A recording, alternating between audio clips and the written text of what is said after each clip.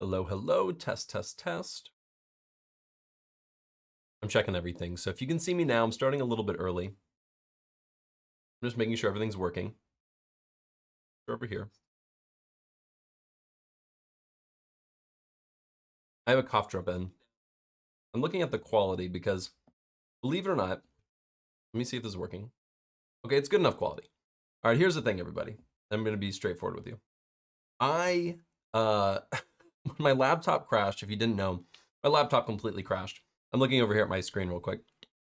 I do actually. When I started everything, or my computer broke and I restarted everything, so I had to download all my software again. I lost all my settings on OBS. So everything that you're looking at right now is like me starting from scratch. So it's not as good quality, it looks like. I'm just looking at it. Doesn't look as good a quality. I'm gonna work on this, I promise you. But I'm like restarting everything. But hey, everybody, great to have you guys here. Let's see. I see a ton of people in the chat I already recognize. Hey, Matthew. What's going on? I see a ton of people. Now, listen, I started a little bit early today. Is the audio good? I always need feedback. Again, this is like the first stream since my computer completely crashed, so I'm like restarting everything. So I have like audio. I don't think the visual is as good. Bitrate is a little low. Let me see if I can change that. I changed my bit rate low on purpose. Let me try to increase it and see what happens. All right, I just increased my bit rate. We'll see if it's any good. If it messes things up, that's Matthew's fault. So let's see. Let's see. All right, we'll see if it gets better. If it doesn't, I apologize. Listen, I will make things better in the future. Hopefully, at least my audio is good. If you haven't been to a live stream before, this isn't how I normally am. I have a sore throat today, but I'd already scheduled a live stream. I'm not quitting on you guys because of some ailment. So this is literally just a time for you guys to ask questions, get feedback. I got lots of stuff going on over here, but I'll focus more in just a second. But this is really just for anybody to ask questions. Normally people, yeah, I have good Wi-Fi. I have good Wi-Fi. Who's asking that? Zachary, jeez, this guy. Yeah, actually, it's not great Wi-Fi. I live out in like the suburbs, and the Wi-Fi is okay. I have the highest plan that they could sell me. So, what we're gonna do is this is for you guys. This is just for you guys to ask questions. I started this because unfortunately, like my channel's gotten too big where I can't answer every question on YouTube or like in the YouTube comments anymore. It's just I get hundreds a day. And I get LinkedIn messages, Instagram, Twitter messages. I can't keep up, unfortunately, because of my job and my family and having to take care of them. But I always want to answer your questions and give back, and this is what this is for. So audio's fine, perfect. So that's what this is for. Hopefully I can answer most of your questions. Usually I can answer most, although sometimes I accidentally skip it and the chat's always, the way that YouTube chat works is, on my side at least, it's always really weird. Okay, I'm changing where that is. Perfect. So, Aryan, don't spam in the chat. You'll get blocked. I got Matthew up in here. He will block you in a heartbeat. That's my guy. I don't know where CJ is today. He probably didn't know I was doing a live stream. That's okay. All right. We're going to get started. And real quick, this is going to be also my like pseudo 400K live stream.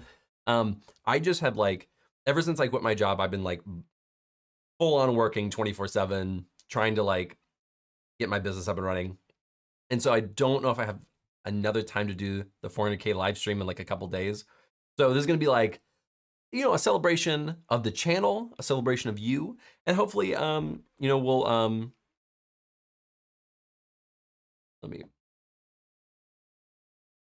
hopefully we will, go through this together. I had to block Ariane. I'm sorry. Look, I don't like spamming in the chat. It's not cool. All right, let's see. So I'm going to start answering questions. We're just going to go from there. My wife telling me. My wife is sending me text messages. Let me see this. I don't recognize this guy. She wants me to know if I know this person. I have no idea who that was. All right. So let's take, hey, Matthew, don't worry about it, man. I know this is like secondary, and I get it. I can take care of one person. That's all right. All right, guys. But for real, we started early. That's why I'm just like chatting. I usually jump straight in because I want to answer a ton of questions. Now, these live streams are pretty chill. I got my water. I got a cough drop. I'm just trying to survive over here, but I'm going to try to answer questions as best I can. So let me start reading through, see what we get. Can we become a data analyst? Uzair asked, can we become a data analyst without Python? 100%. I didn't learn Python until about a year and a half after I became a data analyst. I just used SQL and Tableau and Excel. Those are like the main things I used. No, Python's not a requirement. I just recommend it. I think it's awesome. Let's see.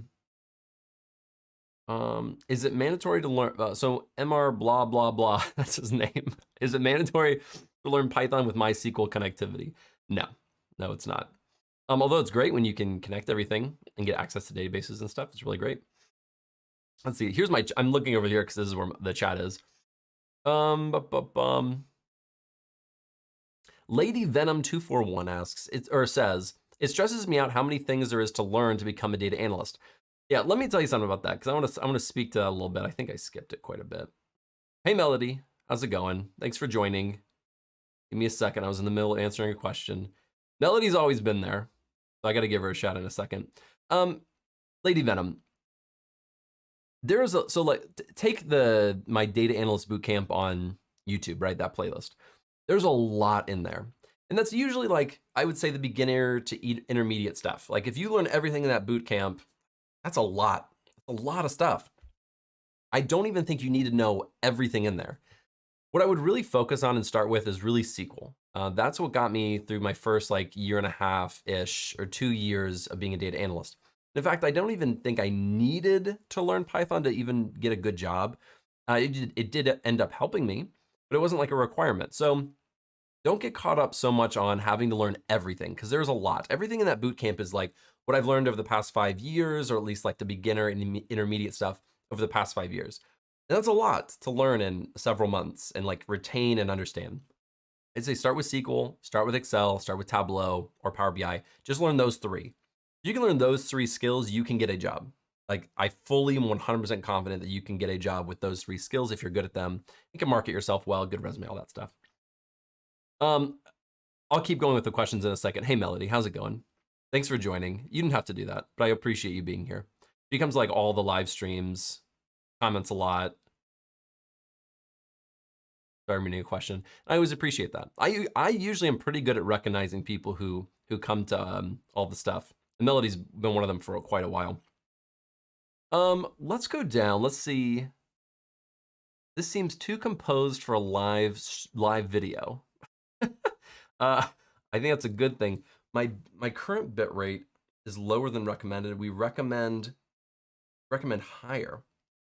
Let me increase my, well, how's the video, guys? Again, I had to redo this.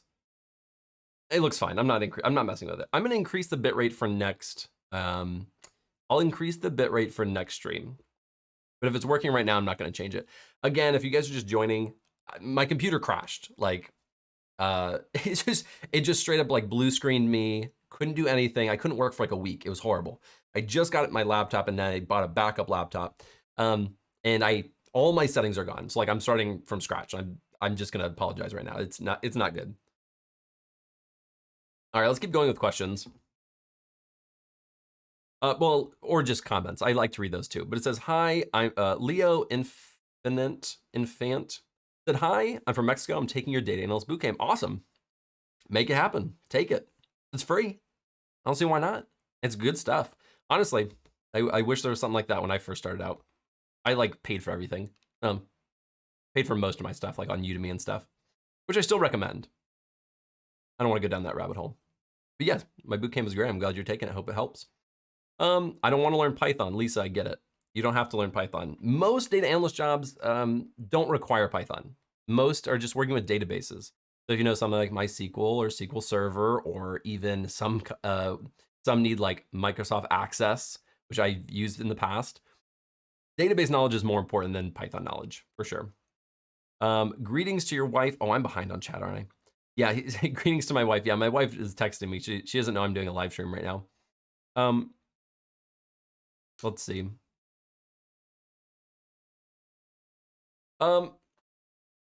This is interesting. Okay, so this is something that a lot of people have been asking me.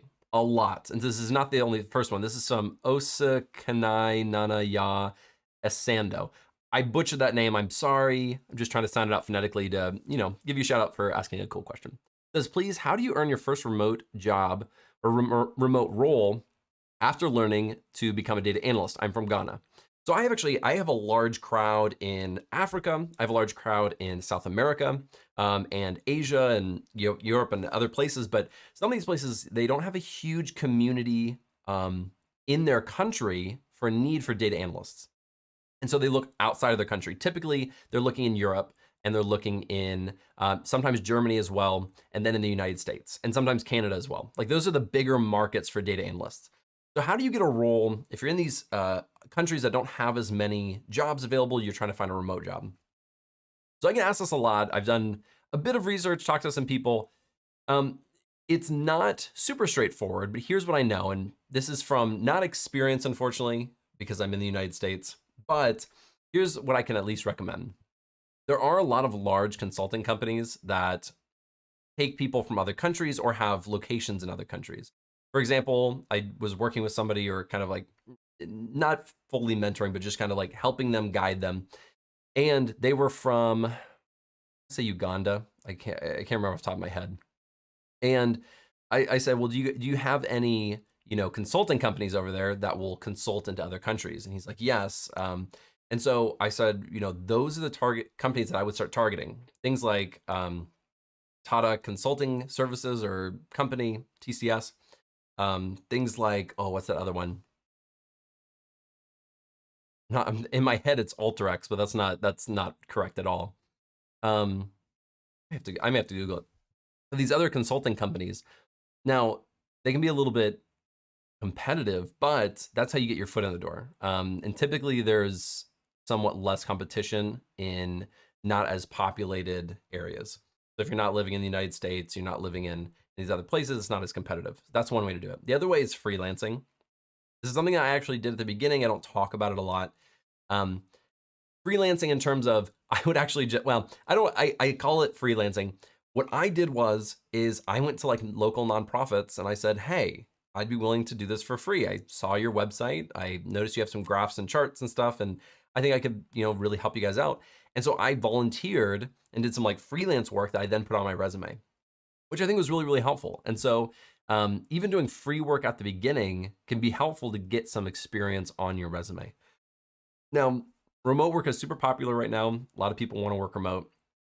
I think the biggest competitive edge is just a great resume. I just recorded a resume video yesterday. I will be editing that, hopefully putting that in the next few weeks with a template to a resume the template of my current resume, as well as like tips and how to formulate everything. And just, I recommend that resume. So I'll have that in a couple weeks. But a really great resume, super important. So those are like some high level things that I would be looking into. Again, that's not my like expertise. I don't have any experience in that. It's just kind of like what I've been finding. Cough drop's almost gone, guys. We'll be good in just a second. I'll start talking normal again. I'm gonna chew it. Don't judge me. Don't judge me. Yeah, it's saying my bitrate's low. I'm just going with it. Let me see. It seems fine. It's just a little blurry. YouTube hate it when they do that. Okay. Roymar Gritterall. By the way, Rosie's underneath me. She got spayed 2 days ago. So she's feeling a little schlumpy. So she's just been laying under me the entire day, kind of sleeping. So if she gets up and starts attacking me, which she does every so often because she wants attention and love, it's okay. It's normal. But his question was, hi, Alex. It's hard to find a job. They require a lot of things like cloud, other skills, and sometimes it's frustrating. That is completely normal. I just want to reassure you, most jobs overload the things that they need on their job descriptions for several reasons. Let's say they only use SQL and Azure. If they just put SQL and Azure on a job description, do you know how many people will apply who only know SQL and Azure? even though they'd be a great fit. You know how many people will apply? Hundreds, especially at the beginner level, because that's not a lot of requirements. What they are trying to do is they're trying to weed out some people who aren't as confident in their skills, who don't think they'll get the job, and they won't apply. So then only mid-level or higher level people with experience will apply to these jobs because they have a lot more requirements, even though they don't really need that. That's the mentality. And I know that because I had to do it, or at least HR made me do it at my last company. I was like, I only need these 3 skills. And they're like, whoa, whoa, whoa. You have to, by our guidelines of how we make these job descriptions, HR made me add more skills. Just to give you some context. So I don't agree with it, but that happens all the time. My usual rule of thumb is if you have 30% to 40% of the skills that they list, you should feel confident applying. So if there are 10 skills, if you have 3 or 4 of them, especially if they're like the main ones, if you have like if they want SQL and they want Excel and you have the main skills and you don't have things like maybe Alteryx or a cloud platform, or maybe some other of these smaller skills like SPSS and something like that, still apply. That's kind of my general rule of thumb. So it's definitely frustrating, but keep applying, have a really good resume, a really good portfolio, and that'll do you a lot of justice. Let's see. What are your thoughts about R? All right, I joke about R all the time. I've used both in the workplace. I learned R in my job. I never I've never taken a course on R. I just learned it from the data scientists I was working with. I like R. There's nothing against it. For what I use it for what the things that I like Python for, R just can't do all those things. So that's why I prefer Python more. But for more statistical heavy jobs, R actually makes more sense. So like financial analysts, they can use Python, but I've seen they use R quite a bit. And then for like even data science stuff, R can be quite useful as well. So there really is no perfect solution for everything. Python has lacks in things and excels in things. R lacks in things and excels in things. Just, what are you going to use it for? What's your use case? And then go from there and kind of go from there. I would learn both if you can. I know up to like a medium level in R, where I think I'm more advanced in Python, but I just don't use R as much. So let's see. I'm reading questions real quick. Is it mandatory to learn SQL? I've heard of people not learning SQL and getting data analyst jobs. I've heard of it. I have never myself worked with somebody who has. Actually, that's not true. I worked with somebody who got a job that was 95% Excel and then like a little of something else and had no SQL. That happens. But it's just not, in my opinion, it's just not smart to ignore SQL. Like I would never recommend that. I would never be like, hey, target this 5% of jobs or 10% of jobs that don't care about SQL. Like it's just, the numbers would never support that. Like if you look at the data, it would never support it. And to give a small little shout out to Luke Barousse, he just, I think he just released a video on like where he scraped data from LinkedIn and made like a web application using Streamlit, which is really cool. And even the stuff that he scraped, it even said like 75 or 85% of jobs want SQL. It's like the top skill. So, you're cutting, if you don't know SQL, you're cutting yourself out of like 85% of the available jobs. Just my 2 cents. Oh, it did that thing where it skips down. I hate it when it does that. Jeez, YouTube always does this to me. Always does that to me. I have to scroll way back up because there was a ton of questions up here. Thank you, Matthew, for linking the bootcamp. I appreciate it. It's free. It's free. Okay, so laptops under $500. If you're just starting out, you don't have a ton of money, totally normal. That's where I was. I got a Google Chromebook and it worked great. It's not a lot of RAM, not a lot of memory. Your stuff is going to be in the cloud. But you can learn. The whole point is like to get a laptop to learn and be able to do stuff. A Google Chromebook is like, you can get the ones that I bought was like $200 when I bought it like 5 years ago. So just super cheap laptop. Is you don't need a lot to get started. Now what I have, I need more memory, I need more stuff, I do more advanced things. So I actually, need a faster processor and more memory and more storage and stuff like that. But when you're first starting out just to learn, you do not need a crazy expensive computer. Chromebook is great. Do a playlist on exploratory data analysis and data wrangling. Well, I have videos on that. So if you want to do like projects and stuff, I have projects on that. Your data analytics playlist is enough to get an internship. Take that as a statement. Yes. If you learn everything in the boot camp or that playlist, you know more than most people starting out. That is a fact. All right, let's see. Holy mackerel. Do we have 300 people in here right now? So many people. No, okay, well, no, that may make sense. Normally on my live streams, I do them late at night. Like it's 10 o'clock. It's 10:15 my time right now. So usually I have like 200. 300 is a lot. I don't usually get this many people. Hey, everybody. That's cool. I'm glad everybody could come. Yeah, just apply anyway.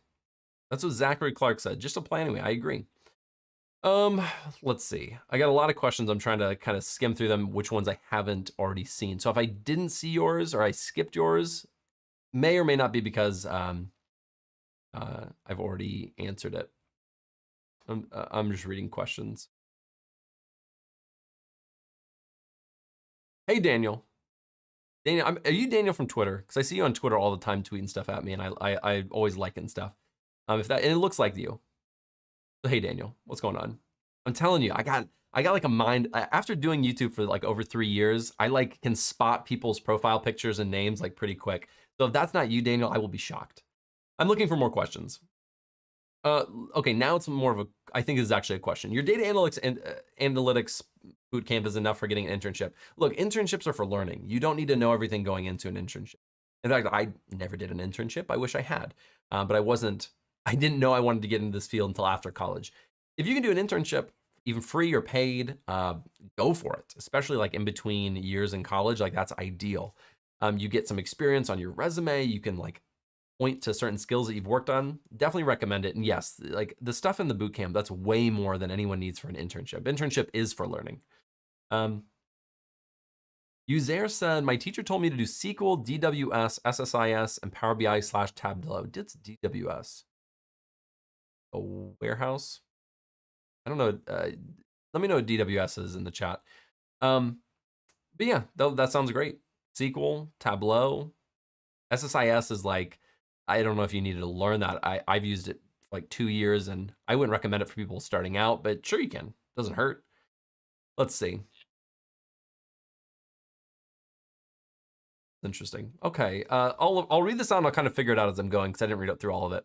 Jimmy de la Terga said, I'm graduating from Information Science Masters in December. Congrats. Of 2023, so the end of this year.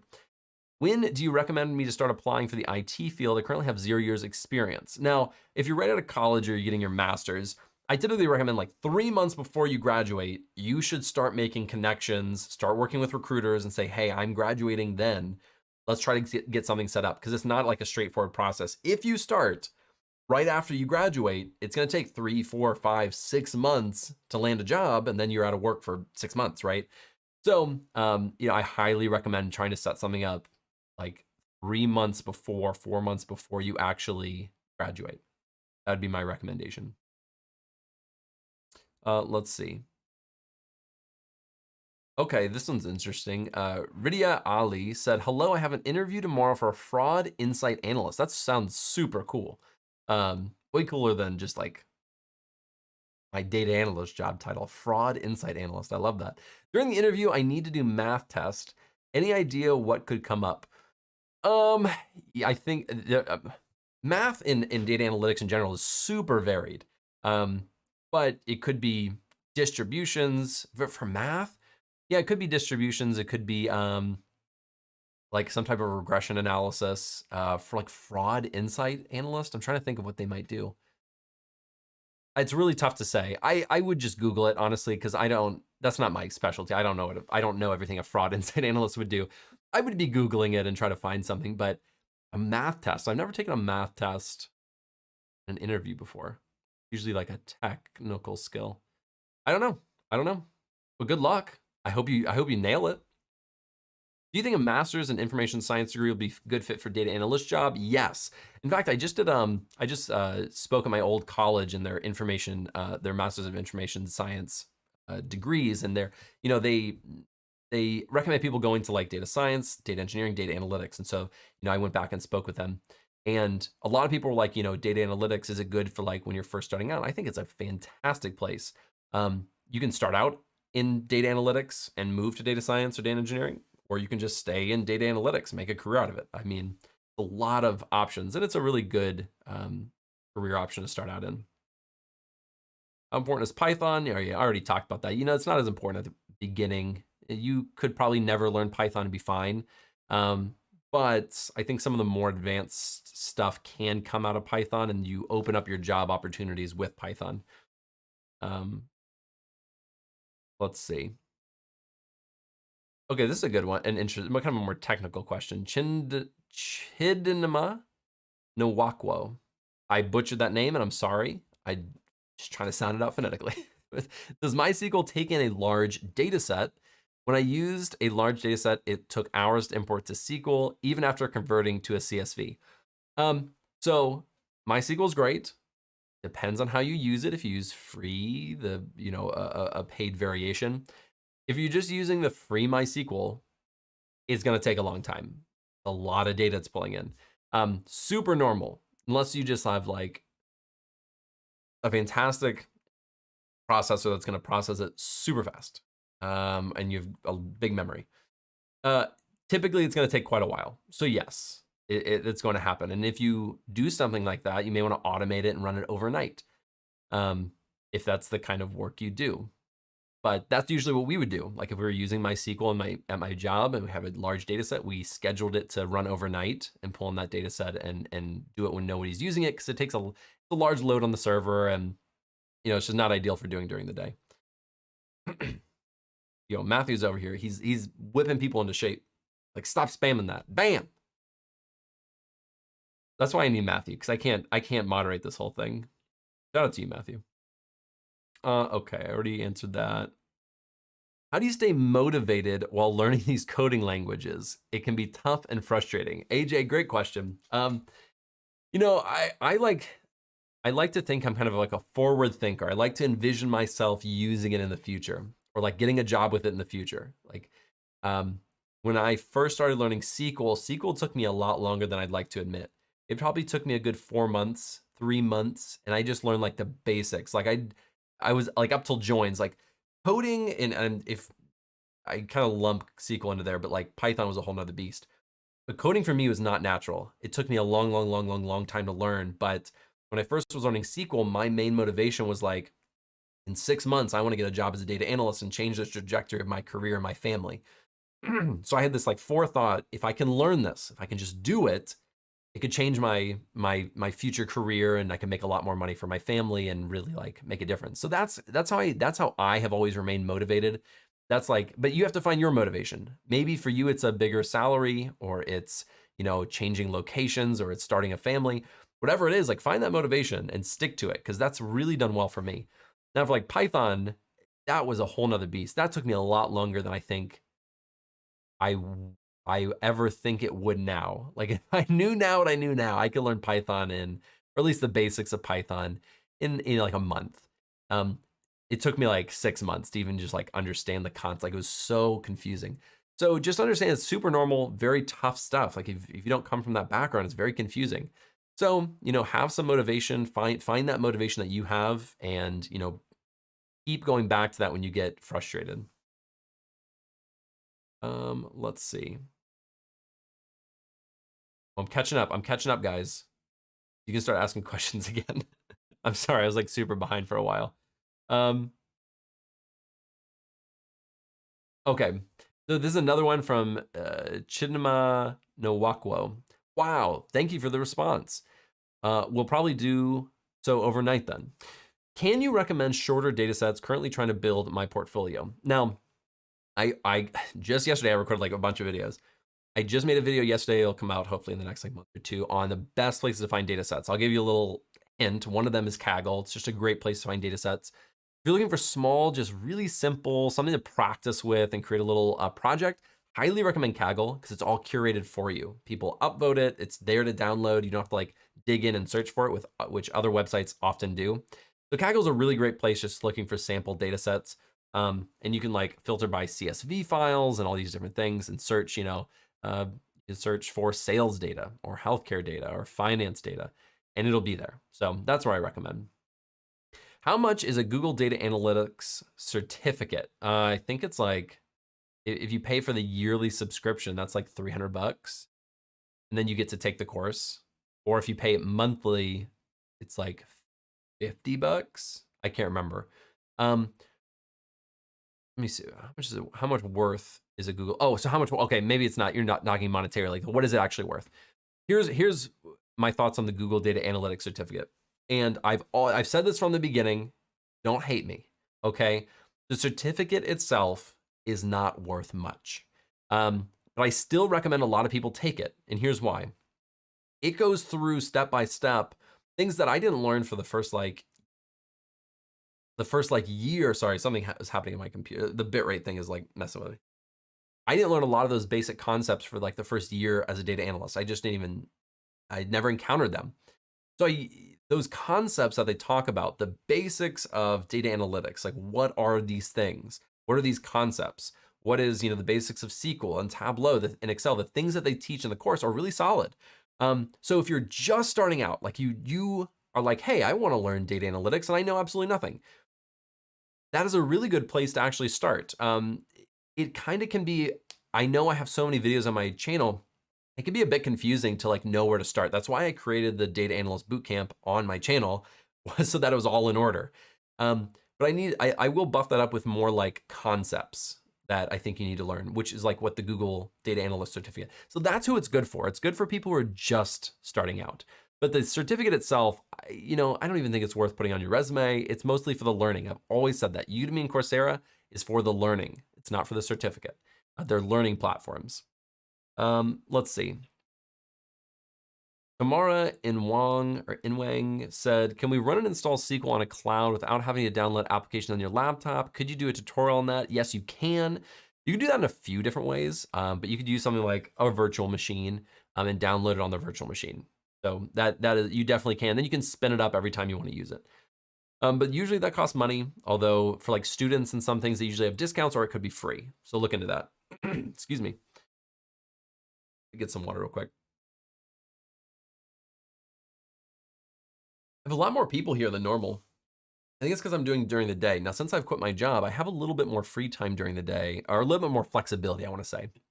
So I might start doing them during the day now, if more people are able to join in like that. But I like doing it at night sometimes too, because then I get to like, I don't know, it's quiet. No one in my house. Rosie's still sleeping. Anyways, I'm going on a tangent. Oh, I skipped down. Oh, where was I?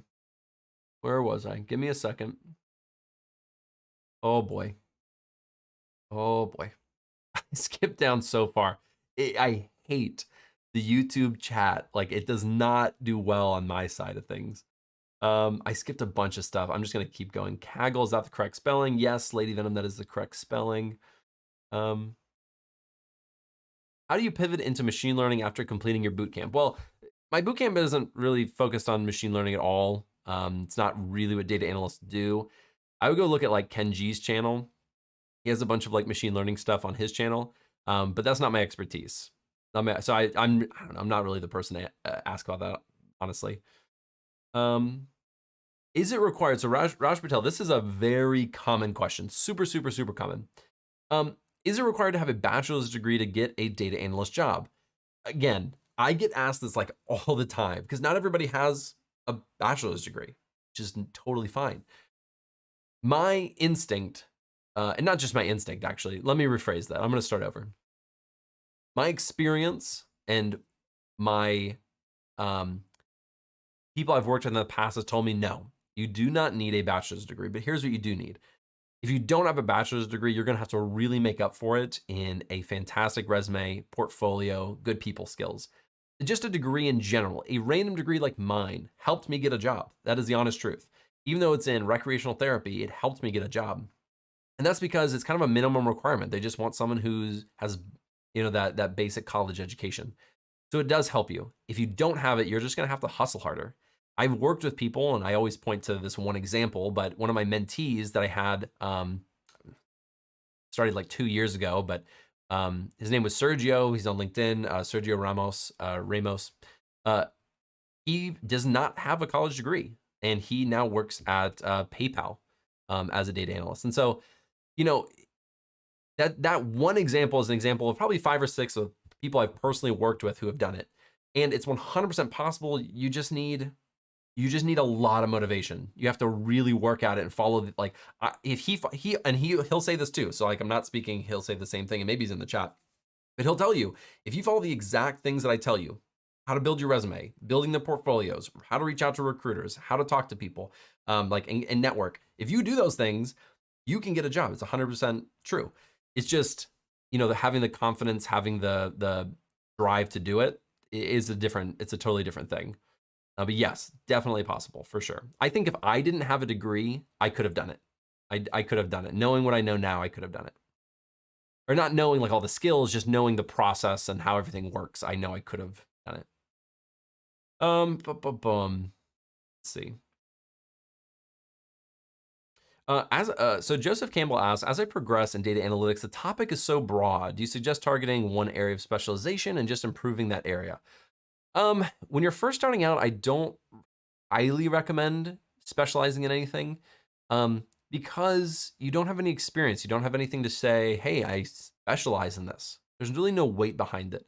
I think once you get into your job, specialization to me means more like domain experience or a very specific, highly used skill. Like for me, I would say I specialize in things like SQL, Python, and cloud applications. Like I'm really good at those. So I have that even on my resume, like those are like my top skills. So you can specialize in certain skills for sure. But even domain, I would recommend is even more lucrative, because if you're really good at healthcare, really good at finance, and you target those later on, like after the first year or two, that can lead to the most financial gain or positional gain long-term. So that's kind of, that's just in general what I think. But I don't know right away if it's smart. It's hard to say. Could work out really well for you. I don't know. Grim Bell, sorry, just joining the live stream. Don't worry about it. Come and go as you please. You don't have to stay. We're just chilling. What time is it? It's only 10:30. We got like 30 minutes, so we're just chilling. I was just wondering if doing the Google certification for data analytics would be a good place to start. Yeah, it is a good place to start. You learn, and I just said this a little while ago, and I'll just paraphrase, which is it's good for very beginners. You don't really know anything. It teaches good concepts, basics of skills. Now, if I'm being completely honest, like the only thing my data analyst bootcamp on YouTube is lacking is those conceptual stuff. Other than that, all the skills, everything else is better. Like that's just the truth. Everything else, all the skills, like all the hard technical skills, all of my tutorials and stuff are better than what the Google data analyst stuff has. Eventually I'm gonna add those conceptual stuff, and then I believe that the Google certification is gonna be worse. Like my free one will be better. But it's good for the conceptual stuff. So it's still worth taking if you can take it fast, but the certification itself isn't super worth it. Like there's no value behind it. Rosie, stay here.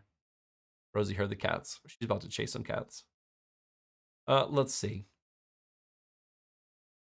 What are some certifications that you write? Rosie, swear if that dog attacks some cats, I'm gonna have to go get her. She doesn't attack them. She just likes to like get really close and sniff them, and then they attack her, and then she gets all jittery, and it's just a mess. Stinking. Annoys me. Anyways, I'm going on another tangent.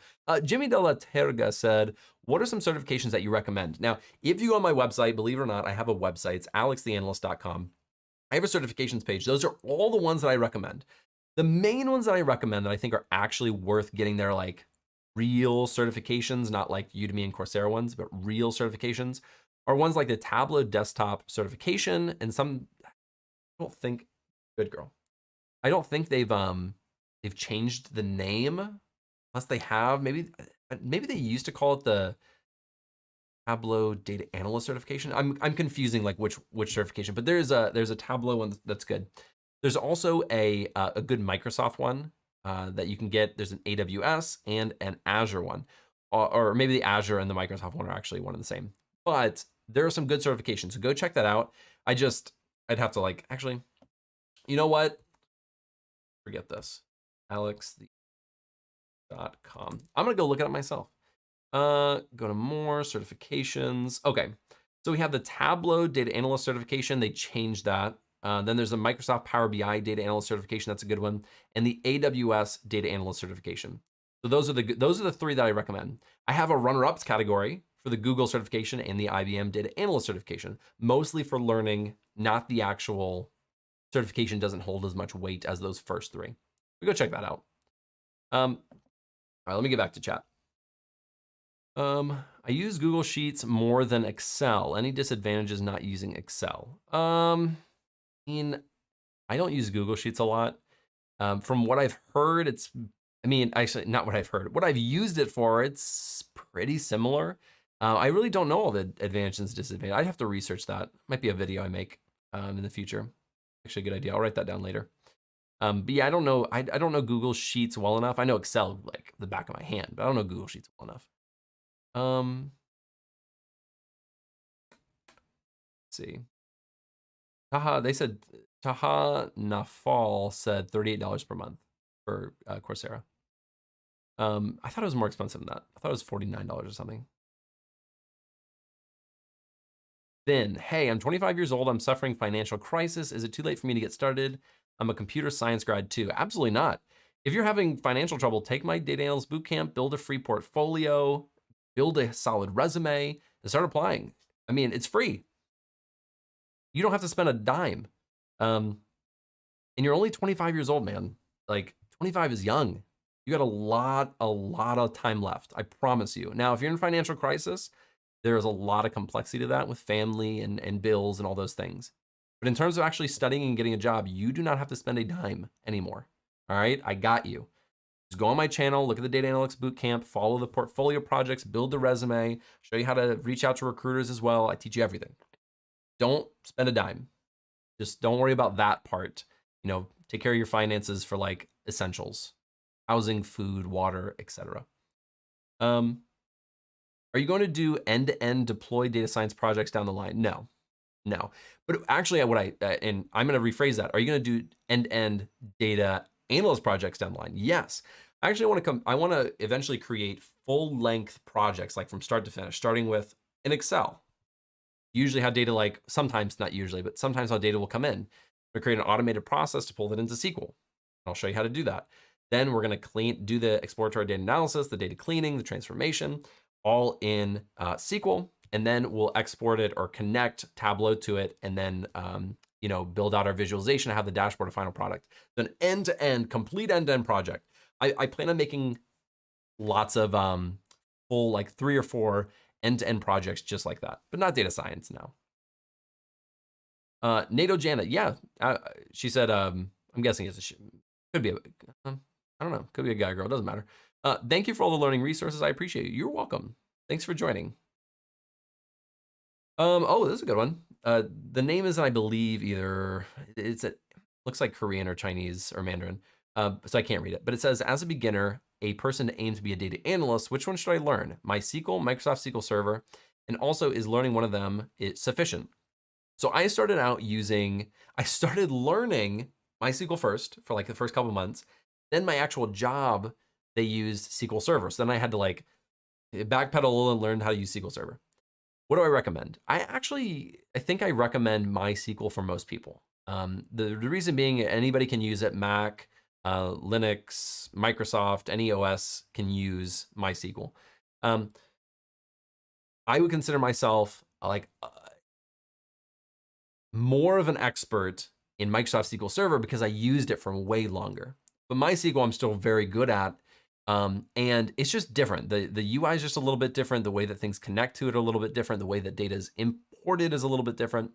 So there's small nuances, but if you learn one, you can learn them all. Now the syntax difference is also different because in Microsoft SQL Server, you have something called T-SQL, which is Transact SQL, which is proprietary to Microsoft SQL Server.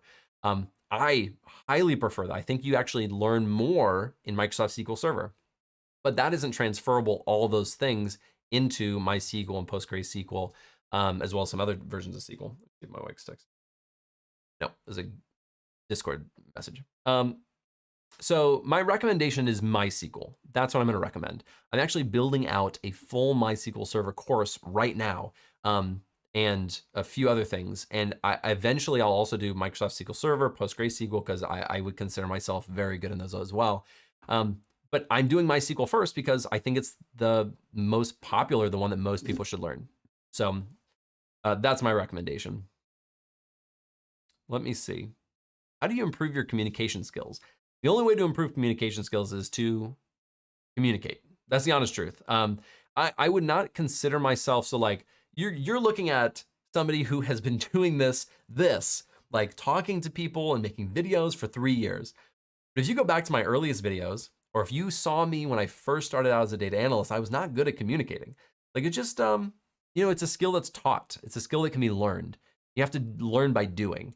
So, when I first gave my first presentations in work, like I was not good at them. Like it was not great, but I got better at it just by doing it, listening to feedback. There would be times where I was going to give a presentation. I'd kind of give a presentation to my wife, and just have her like kind of critique me a little bit, give me feedback in like a very constructive way. And it was super helpful. So, this just takes practice. Vivian said, I want to buy a laptop and practice and create portfolios. What do you need? Now, minimum requirements, I would hope you can get 8 gigabytes of RAM, at least 256 gigabytes of storage at the very minimum. I use like a terabyte just for other purposes, but like, on the very low end, I would hope you could get 256. Buy a Chromebook. A Chromebook can get you most of those things, although they may have 100 and, was it 8? I think it's 128 gigabytes, but they have cloud storage available. So Google Chromebook could be plenty for everything in the data analyst bootcamp to do all the projects and the practice. I don't have, okay, so this is a common one, very common question, Alice. So Alice Abe says, I do not have experience in data analytics. Can I get a job? I'm guessing you meant without experience. It's the majority of people trying to break into data analytics have no experience. Even in like a career, most are like right out of college, or they're in a job that's like teaching. I see a lot of teachers trying to get into data analytics, a lot of even lawyers, believe it or not, a lot of nurses or like people from the healthcare. I have people from those three. Those are the majority. I would say like that's 50%. Those three are the 50% of the people that I see. A lot of teachers, they don't have any experience, but how do you get experience? How do you formulate experience to have a better chance of getting a job? Again, I just recorded a video yesterday on how to create a data analyst resume. I actually talk a lot about these things, like how to format your job description if you were a teacher or something like that. So that will be coming out in like a couple weeks. All that being said is when you're putting it on your resume, if you have past experience, you need to put it as a data analyst, not as a teacher, because a teacher applying for a teacher job is different than a teacher applying for a data analyst job with the skills. But how do you get a job without experience? It's really building up your resume, building up the right skills, which are the skills I usually probably heard me talk about. Building up a fantastic resume, working with recruiters. If you do those 3 things well, and you target and really excel in those areas, you can get a job without any experience. That's what I did. I had no experience, but I got a job doing those things, and I on my channel show you how to do that. But it's definitely possible. Definitely possible. Get some water real quick.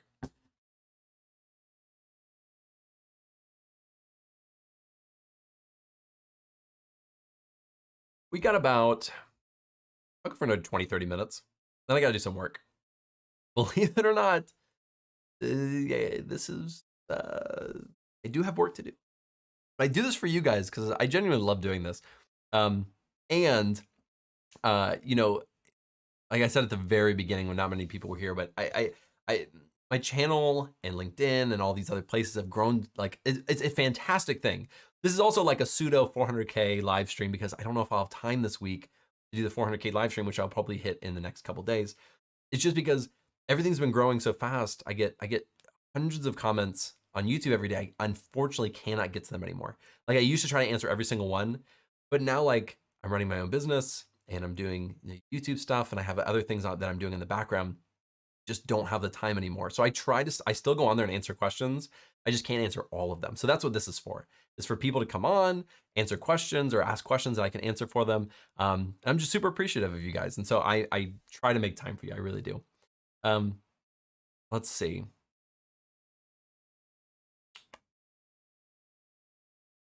I'm reading through questions.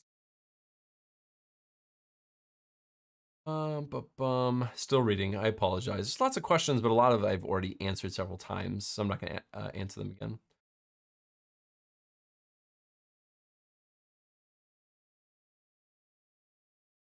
Lahari said, start a course, Alex, for becoming data analyst. Yeah, I'm building courses, like full-length courses right now. I think they're going to be fantastic. Some of the best courses out there. Like they're going to be fantastic. This is something I want to do. So Anime Lovers, great name. Can you make a video on how to use Kaggle to make projects? This is actually already on my list to make. Yes, I've used Kaggle for a long time, like 3+ years. I love Kaggle, has a lot of fantastic resources. And not only that, data sets and project ideas. And so I'll make a whole video on how to use Kaggle for data analytics. I will do that. Let's see.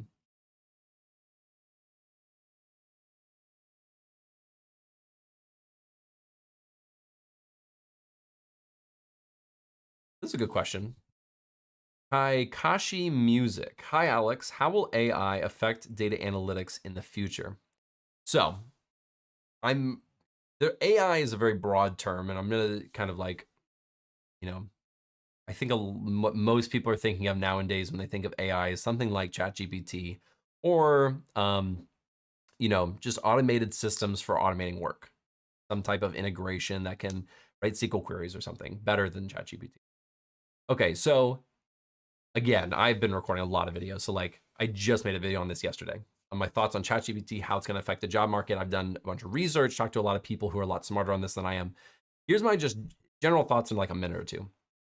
ChatGPT right now is at a really great spot.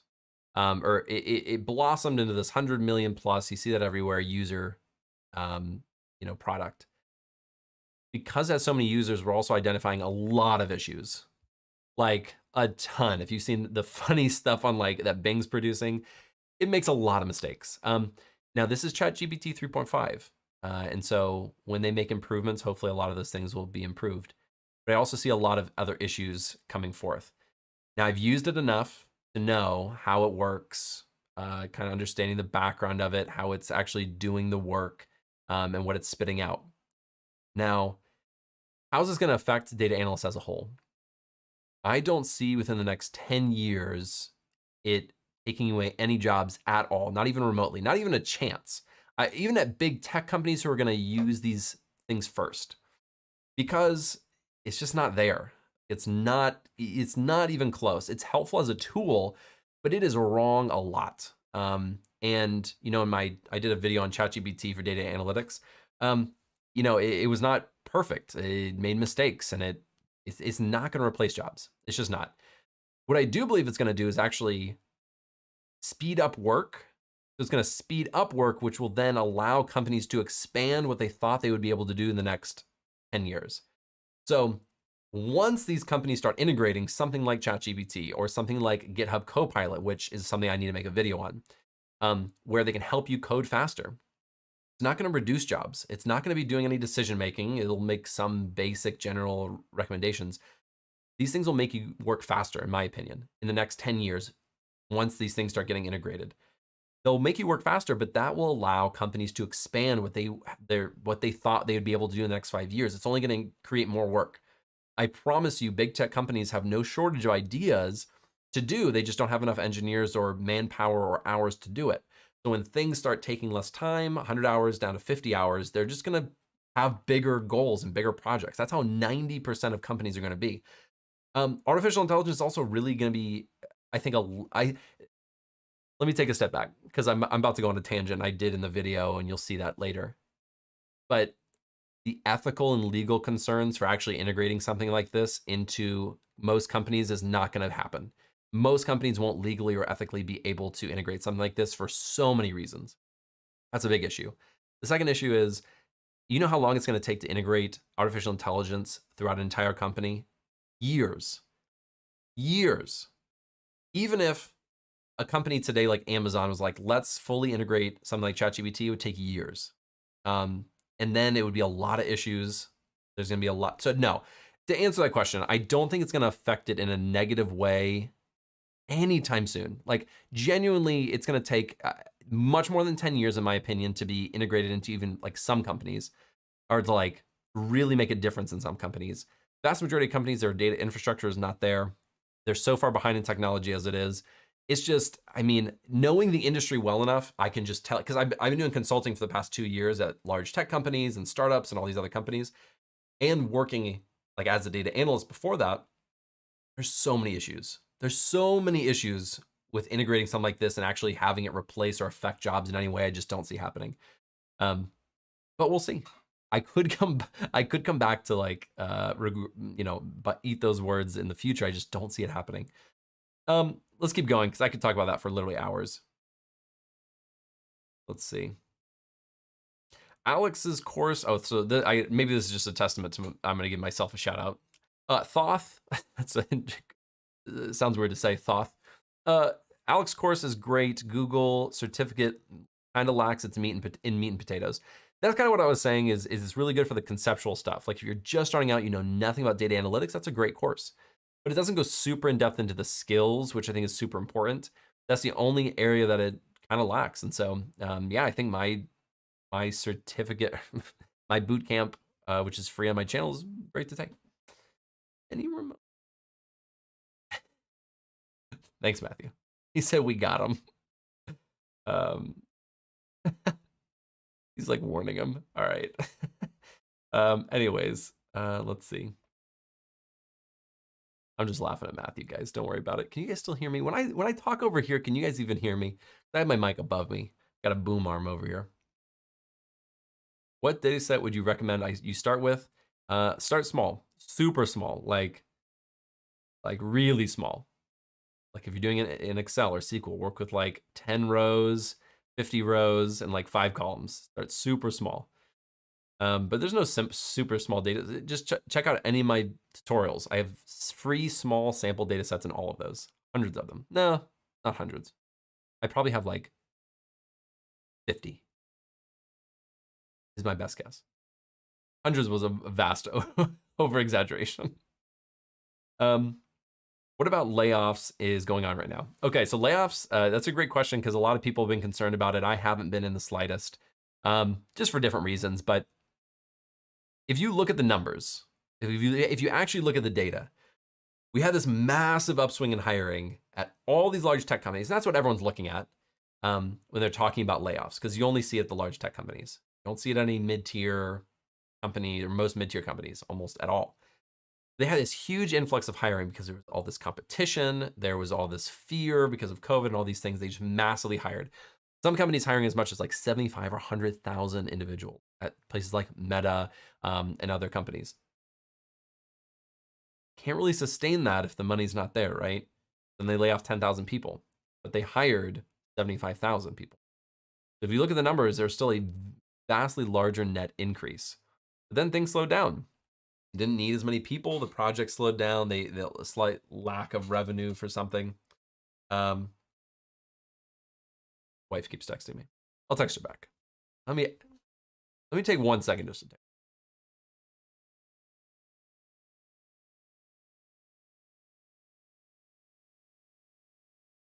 All right, I'm back. The layoffs they're very logical. They make a lot of sense. From a business perspective, they make a lot of sense. Now, of course, the media and everything hypes it up, and people are like, "Oh, tech is ruined." It's just not. If you actually if you just buy into all the hype, of course you're gonna be worried and you're gonna be concerned. But I promise you, it's like not there.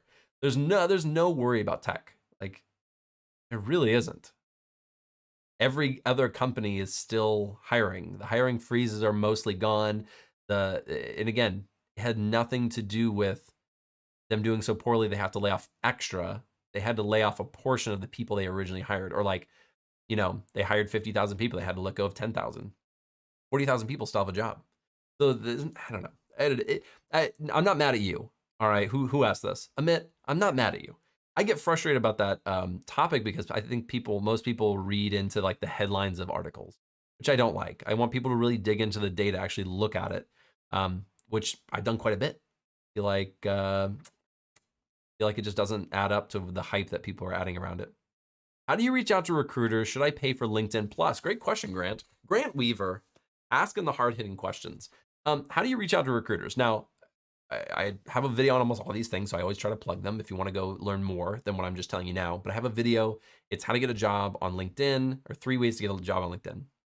That shows you how to reach out to a recruiter, but that's a big piece of it, is just reaching out. You can do it in 3 ways. There's 3 main ways. I've done all of them, and I'll tell you my favorite and the least favorite. My most favorite is using LinkedIn. I would go onto a website. I have a background in healthcare. I'd find a job that I liked. I would find the company. I'd find a recruiter at the company. I'd reach out to them, and then I would get a connection. That's how I would like to do it. And I show you how to do that in that video. It's at the very end of the Data Analyst Bootcamp, I believe, actually. I love that because, I would reach out to 20 people and I get 4 or 5 responses back. That's a pretty high percentage in the recruiting world. Sound like a lot. That's a pretty high percentage. If you compare that to cold calling and cold emailing, which are the other 2 ways, recruiting companies. So you can reach out to recruiters of internal companies. So there's internal recruiters and external recruiters. Internal recruiters work at the company. If you work for Amazon, they have Amazon recruiters. At my company, we have internal recruiters, but we also use external recruiters who find us candidates through their candidate pool. And the internal recruiters were usually more responsive because that is well they did. The external recruiters usually had too many people to work with. And so I typically recommend using LinkedIn, trying to find internal recruiters. Then secondarily, at the same time, you should still be cold calling and cold emailing external recruiters, and just like recruiting companies in these places. Now, recruiters most often work in large metropolitan areas: Dallas, Chicago, New York, Charlotte, like all the big cities in the United States. Like that's what I'm referencing in the United States. It's mostly where they're based out of, because that's where a lot of the tech jobs are. So just Google, if you're in the middle of nowhere, it's going to be harder. It's going to be a lot harder unless there are specific remote jobs and you find the recruiting company. A lot harder. Should I pay for LinkedIn Plus? I've never bought LinkedIn Plus. I use their free month, that they provide every year, way back when. I didn't find it useful, but you can. There's no downside except losing money. That's it. Is it possible to become a data analyst with portfolio projects? No, not by itself. It's a complete package. There's a lot of aspects to getting a data analyst job. It's not just learn the skills, build a portfolio, you're done. It's learn the skills well, format a really good resume, reach out to recruiters, build a portfolio and portfolio project. You don't have to do all these things, but how I like to put it is I put it in percentages. If you just learn the skills and build a kind of a decent resume, you have a 10% chance of getting a job. Or when you apply, 10% chance. Then you build a portfolio and a portfolio website. Now you have a 13% chance. Then you work with recruiters, you have a 20% chance. Then you do all these things. Everything just adds to your percentage of getting a job. So if you do everything and you work really hard at those final steps of resume and working with a recruiter, you have a better chance. You increase your odds of getting a job. So no, they're not required, but they're helpful. Mahesh said, Alex, I'm very confused with data. I don't know what tools to start with. Start with SQL. Start there, my friend. That's what I'll say. Keep going. Some questions I've asked. When am I going to release my videos on MySQL? Probably because I'm right now we're going through a pandas series in Python. I have a few, so probably about 3 months. I hate saying 3 months away. In the YouTube world, in my world of how I do YouTube, 3 months away is no time at all. I do 1 video a week. It's 4 videos a month. I already have in my backlog 15 videos of pandas series. I've already completed that whole series of all the videos that I did yesterday. So 3 months isn't a long time away from me, but that's probably about when I'll start it. It just sounds so far away when I say it out loud. I feel bad. But that's when I'll start it, and it's going to be really good. It's going to be really good. I'm also going to be releasing a full MySQL course for data analysts, which will teach you all the data cleaning, all the advanced exploratory data analysis stuff with projects and all these things. So I'll probably coincide my full course with the free stuff that I'll put on YouTube, which is going to be free, and it's going to be really good too. There's going to be no like pressure to buy it or anything, I promise. It's just going to be more in depth. Let's see. Answer those questions. Yeah, so people keep asking about Mac. Like, what do I think about Mac computers and data analytics? It's a great computer. Luke Bruce, that's all he uses, and he vouches for it. And he talks a lot about it on his channel. I just don't. I've never used them. I've used a Mac. I don't prefer the Macs. I don't like having to do workarounds for things like Microsoft SQL Server and Power BI and a few other things. Those are the main ones that people would think of.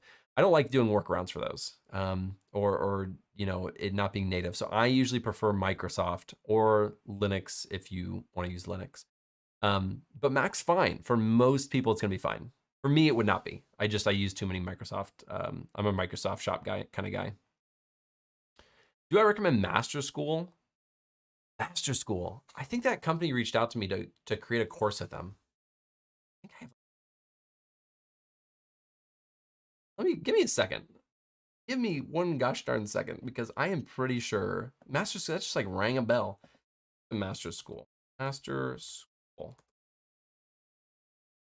Yeah. Guy reached out to me, wanted me to build a data analytics thing. I don't know. I've never seen it. They're going to chat with me. Look at my calendar when I have a meeting with them. It's probably soon. Next week. Yeah, there it is. Yeah, on March 6th, I have a meeting with them. I have no idea. I can't vouch for them in the slightest, but they want me to make something for them, which I usually say no to most people. They probably won't. But if I made something for them, it'd be really good. Yeah, that's all I can say. Okay, where'd my thing go? There it goes. All right, let me go back down. Let's see. Ooh, skip down again. Raphael, thanks, man. I appreciate the donation. That was super kind. You didn't have to do that. CJ made it. I just finally saw you. Hey, CJ, thanks for joining us. It's almost 11. I'll probably go for another 15 minutes. I got 15 more minutes, and then I gotta head out and actually do some work instead of just hanging out. This is like a hangout with my friends instead of working, which I really should be working. Let's see. I'm trying to find different questions. I've answered a lot of questions. Do you know how to install MySQL on Mac? Yeah, you can just download MySQL on Mac. MySQL is great.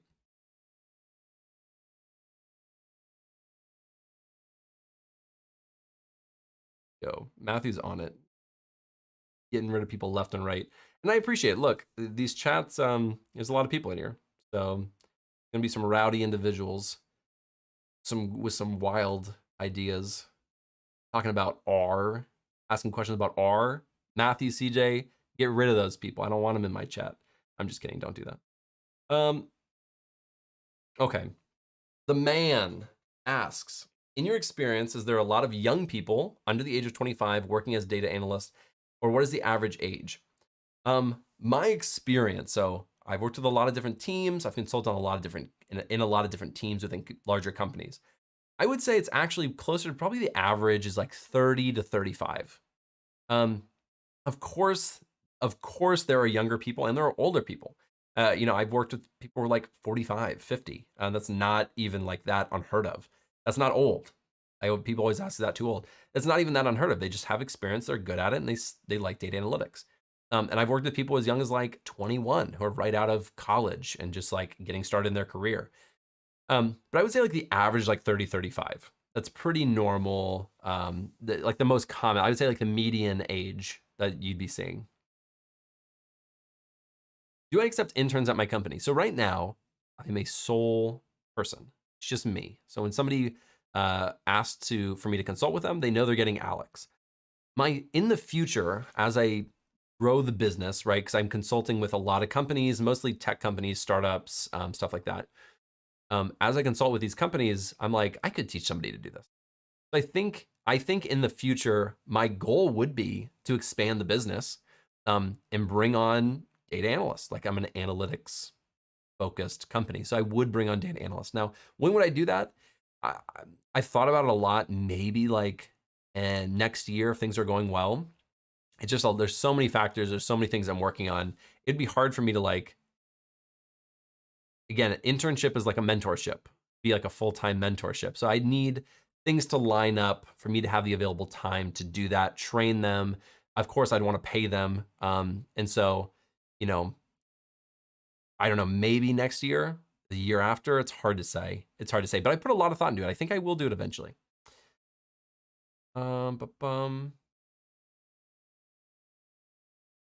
Are virtual internships really worth it? Maybe. I don't know virtual internships that much. Rosie's moving around. I don't know virtual internships that much, if I'm being honest.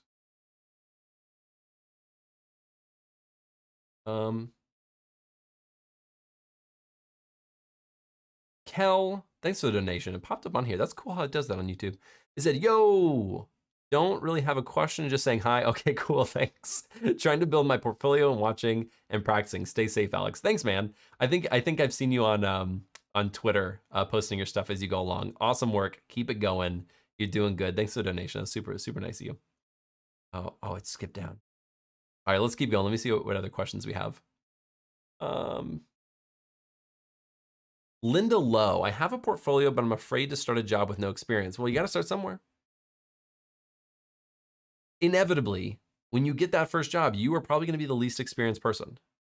It's just it happens. Everybody starts there. Everybody starts at the bottom. You cannot possibly start at a senior level or a mid level and know everything. It's just not possible, right? So go into it knowing that your first job, you're going to learn a lot. When you are first starting out and you get that first job, their expectations that first couple weeks is for you to learn. You're going to learn their databases. They're going to show you their documentation procedure. They're going to, walk you through their clients. You have a lot of time to learn when you get that first job, actually. They might hit you, you might hit the ground running doing some like really small stuff, but they understand that data is complex. Data teams know how complex these things are. So they're not going to be like, hey, go figure this out. They're going to teach you. Like, even if I'm experienced, I've been experienced and have multiple years of experience and then go into a new job, they still are like, okay, here's our databases. Here's what kind of data we work with. They still do that even at mid-level, senior level jobs when you switch jobs. It's just normal. So don't be afraid. Don't be afraid. Matthew, quit. Give him, he said, this is the monthly Wendy's 5 for 5. I will, I'll tell my wife to pick me up one on the way home. I just had a Wendy's yesterday, except it was a 4 for 4. I think I got a chicken sandwich. I try not to eat, Matthew, if I'm being honest, I'm trying to eat less fast food. I'm trying to work out more. I'm trying to be healthier. But I will get a 5 for 5 for you, and I'll blame it on you. Let me see. So jellyfish, so this is kind of an interesting take on it, an interesting, I don't want to say perspective, just hear me out. Jellyfish asked, I graduated last year. I have a Google Data Analytics certificate. Also, I built a portfolio and I have 500 connections on LinkedIn, but I can't get my first role yet. So I'm gonna try to be as constructive as I can with just what you've given me, Jellyfish, okay? My genuine feedback is, just because you have the certificate and you have a portfolio and you have connections on LinkedIn is not gonna guarantee a job in the slightest. Like, it just is not. Typically, most of my jobs, most of my consulting stuff does come from like LinkedIn and YouTube now, but that's because I have a very large following, right? So it's different. So LinkedIn can be really good as you scale up, thousands and thousands of people, you get connections that way. But when you're first starting out and you're trying to get that first job, it is 99% on you. Like, it's just, most of the time, most people, sometimes you have connections that can help you. And I'm not trying to, say that's not helpful. Most of the time, you need to just create a really strong resume, have that portfolio, which you already have, and then work with recruiters to find a job and just hustle. I'm talking working with 5, 6, 7 recruiters, always be applying, reaching out to those recruiters every single week, asking if they have anything. Like, you have to be pretty shameless and you have to reach out, and you can't like slow down. If you apply for a week straight and did a lot of work, and then that's all you do and you stop, like, I'm sorry, this is not gonna, 99% of the time, it's not gonna work. It's a months long thing. You have to be consistent. You have to really push yourself, especially if you don't have experience. Like, it's a grind. It can be a grind. But then when you get that first job, once you push through that hurdle of getting your first job and you have experience, it is 100 times easier to get your next job. It's just, it's hard to break in at that entry level. And you know, again, I'm trying to be helpful. So like when you say you have the Google Data Analyst certificate, that doesn't have a lot of pull for getting a job. It's helpful to learn. It's a learning certificate. But it's not like going to guarantee a job. Or having connections or building portfolio. You have to put those things into action. You have to like really utilize them and use them. So again, I'm not trying to pick on you. That's very common. It's a common, you know, thing to think. I want to kind of, I hope I've given you some direction, which is, you know, those things may not really help that much without you putting a ton of effort on your end to push those forward and advance those like processes of applying and working with recruiters and reaching out to connections and all these things. It definitely takes a while. All right, guys, I got like 8 minutes left. I'm gonna try to get a few more questions. Labrafax, do you think AI like ChatGPT will replace data analysts? I just talked about this like maybe 15, 20 minutes ago. I made a whole video on it and I think it's really pretty compelling. I'll give you a super fast highlight. No, I don't think it's gonna replace data analysts. Data infrastructure for most companies is garbage. I've worked with plenty to know that it's not that great. You need good data to use something like ChatGPT as an integration. Large tech companies will be the first ones to integrate it. I think it's going to take years to work out all the bugs and to even have it a working version. There's things like legal issues and ethical issues that are going to come into concern that I think are really going to sway a lot of companies to not even use it at all. And there's just ChatGPT as a whole, at ChatGPT 3.5, where we're currently at, so many issues with it. Doesn't look like it, but I've messed with it enough and seen enough things and enough research, a lot of issues. So maybe in future variations, they'll, like, let's say they perfected it today. They made a perfect ChatGPT that could replace a data analyst today. Well, even if they did that, most companies are 10 years behind, 5 years behind the curve. So even if today, it would still take 5 years plus to see any data analyst jobs being replaced. Then after that, 90% of companies are just not there. And you have to train it on that data, and there's data quality issues, and there's so many, it's so complex. Like, I think that's what a lot of people, when they see these headlines, they get really worried. I think the people who are less worried are the people who really like have been in it and have seen it and know like it's going to be a far more complex than anyone I think is thinking about right now. So like, no, even within the next probably 15 years, I actually see it. I just see it as a tool that's going to speed up work like other tools. I see it as a tool that's going to speed up work, and companies are going to be like, wow, we need bigger ideas, bigger projects, bigger initiatives. We need to hire more data analysts, and that will be able to do that. Not just data analysts, data engineers, data scientists, all these things. I think there's going to be more demand in the future because of things like ChatGPT. That's my take on it. I could eat my words in 5 years, who knows? Is it a good idea to run SQL on VS Code? Are there any other options for a MacBook user? You can do that. You can use something like SQLite. You could use MySQL, PostgreSQL. There's lots of options. Yeah, any of those. Lots of options.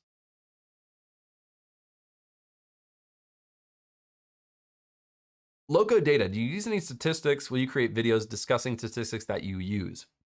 My answer is yes. You use statistics, and different jobs vary. I primarily focused on healthcare and then IT. So like those are my two that I have direct experience with. We definitely use statistics, especially as I got later on into like more of a senior level position. But it was still not like anything crazy difficult. Like I took calculus and algebra and stuff in high school, and I don't even think I was like reaching that advanced a level. It was just, you know, calculations and certain equations, and it wasn't like anything that I think should be really concerning or scary for most people starting out. Especially when you're first starting out, statistics is not as heavy. When you get to more senior roles, manager level roles, and you need to advise on these things, you need to know a bit of statistics. But also certain analytics jobs require more. Something like a quant or a quant analyst or something like a financial analyst, sometimes they'll use more statistics in other industries like the ones I've worked in. So yeah, it's good to know for sure. Is data analyst tough to crack? In terms of getting a job, can be. For some people, it definitely can be. What are your thoughts on learning ETL? That's a great question. Farzan Malik said, what is your thoughts on learning ETL? I think that when you're first getting started, it may not be the most important, but as you want to advance in data analytics, I think learning the ETL process, how the data actually comes in, how you transform it, and being part of that transformation process, that data cleaning process, is actually really, really, really important. And that's, something that I think most people just get into naturally, like they don't have to like force their way in. Most times you're in your job, you're like, this data is garbage. Like I need to be part of this process. And then you go and you help them clean it and understand the business, the domain experience that you have. And you're like, no, we need to transform it to this because of this. And then you start becoming part of that process and learning ETL. So yeah, ETL is pretty important in analytics. And Torian said, and think about how expensive on the AI think about how expensive it will be to license and or implement. Not all companies will have the resources. I actually think something like this, as of right now, is not going to be crazy, crazy expensive. I mean, okay, so like, I don't work there anymore, so I can give you like an idea. I worked in IT. Our IT department, we had a very large budget. My department had like my team, or me, I was managing about a $3 million budget. And that was for all of our resources, all of our employees. So I had 5 people underneath me. That was like a little under $1 million. And then the other stuff was all software and licensing and recruitment and all these other factors that I had to deal with. And the budget was there. I guarantee you with that extra like $1 million that we had over, which we were using for other products and other initiatives, that extra $1 million, that probably would be enough for my team for sure. Again, I don't know if it's a budget issue for most. I mean, maybe it is. That there is a point to that, 100%. There are going to be companies that just can't afford it or can't afford to hire someone to implement it like a contractor. But I actually think that the bigger issue is not the money. I think the bigger issue is going to be the difficulty in actually implementing it. How is BigQuery? BigQuery is good. There's nothing against BigQuery. I don't think it's the only thing you should learn though. You should learn the other stuff. How much salary can you expect? All right, I got one more question after this. How much salary can you expect from an entry-level data analyst? How long will it take to learn? If you're in the United States, the average that you're looking at for an entry level is around like 50 to 60,000. A little below, a little higher in some areas, depending on where you're located or your background, etc. But you can look at like 50 to 60. Then in like, even after 1 year, and I'm 100% serious about this because this is what I did. After a year, you can bounce to another company and get 20% more. You can be making 60, 70, 75 after 1 year. 100% doable. I actually encourage a lot of people to do that. Now, once you hit like mid-level, senior level, you're looking at anywhere from like 75 up.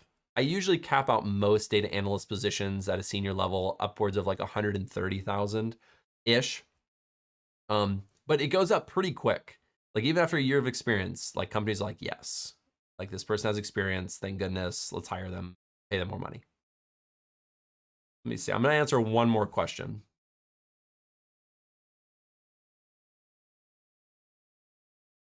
Actually, I'm gonna answer 2 because this one is but Dave said, is it enough to learn and practice from your boot camp that you post on your YouTube in order to find an initial job as a data analyst? My answer is yes. So my last question, I'm looking. I always try to end on like a good question. There are good questions in here. I'm not saying your question's bad.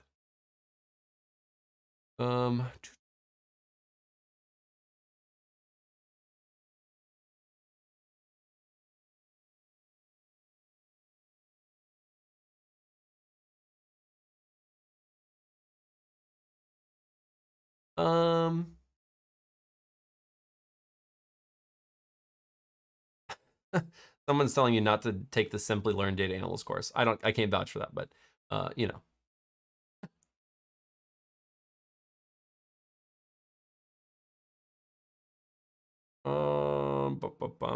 I'll answer this one. He posted it a bunch of times. I usually don't reward spammers, but I like the question. Is what's the best ETL tool? I've used several ETL tools, and the one that I've liked the most. Now I've used AWS and Azure. I think AWS Glue liking, but the Azure Data Factory is really good. I used that for several years. That's one I have the most experience with too, so I'm slightly biased. But I liked Azure Data Factory a lot, and we had a lot of data stored in Azure. I really liked it. It was just really great. If you could learn that, do that. Yeah, that's the one I'd recommend. That's what I'm gonna end with. I hate to end on that. This is my last question. When is my next meeting? We're gonna call these meetings. I try to do them once a month. I didn't for January, and I didn't for February because of family stuff, and I started my own business and like all these other factors. I was just like insanely busy. Like you have no idea. I was working day and night. Like I still am. But I try to take a break and like do these things at least once a month. That's my goal. So I will for sure do one next month, like for sure, probably at the beginning of next month. And I may, if I have time, I'll try to slip another one at the end of March. But there's no guarantee to that. It really depends on my schedule. Like if I have a lull, then I can definitely do that. But if things keep up how they're going, it'll be in March or at the beginning of March. But yeah, I mean, thank you guys so much for coming. We had over 3,000 people drop by. That's probably it's not my biggest one ever, but that's pretty big for just a random Thursday. Usually I do them at night, and I like that because all the kids are sleeping and house is quiet. But now I'm doing it in the middle of the day and everyone's gone. So this actually works out quite well. So if you guys like this, let me know in the chat real quick, and I can continue to do them like in the mornings. I'm on Eastern time. I live in Charleston, South Carolina. So I can continue to do them around this time, or if you like the nighttime, I might switch it back, or I might just change it depending on. But hey, I really appreciate you guys joining. This is super fun. I love answering questions. I love talking. I love answering questions. This is all impromptu. So thanks for joining me. And yeah, thanks for joining. I really appreciate it. I'm just looking at the chat now, and you guys are most welcome. Like this to me is like just a hangout, chill time to answer questions, hang out with some friends. I don't see this as like any, there's no downside for me to do this. I really enjoy it. But thank you guys so much. Again, I'll probably do another one of these at the beginning of April.